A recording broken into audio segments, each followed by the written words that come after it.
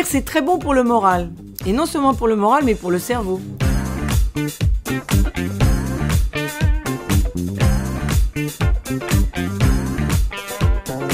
Pour notre première vidéo, je vais vous parler d'une collection qui s'appelle 3 minutes pour comprendre. Alors ça ne veut pas dire que vous allez lire le livre en 3 minutes quand même. 3 minutes pour comprendre. C'est une série de livres qui est extrêmement bien fichue. Là aujourd'hui on a surveillé le cerveau. Il y a une multitude de choses à comprendre. Les neurones, le sommeil, le coma, la vision aveugle, le développement du cerveau. Toutes ces notions sont décrites et expliquées dans ce petit bouquin.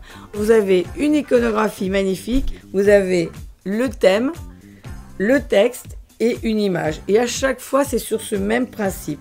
Donc vous retrouvez les mêmes choses. En plus, vous avez des explications par des scientifiques reconnus, archi reconnus, qui font 3 minutes pour plein d'autres choses. Vous avez une vingtaine de thèmes. 3 minutes pour comprendre les grandes théories de Hawking, les théories de la philosophie, les théories en psychologie. Alors ça, c'est très intéressant et ça complète pas mal le cerveau.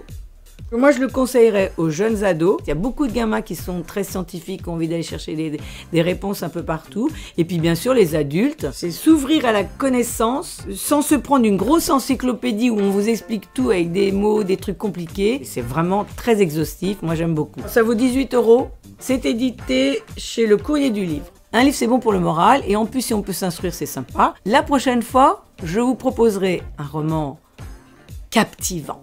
Alors, abonnez-vous. 33 minutes, pardon, erreur. 3 minutes pour comprendre. Il y a le cerveau des images, le cerveau... Non, c'est très faux ce que je raconte, donc on arrête. Le moral, c'est aussi le cerveau. Non, ça va pas du tout. Donc, on recommence.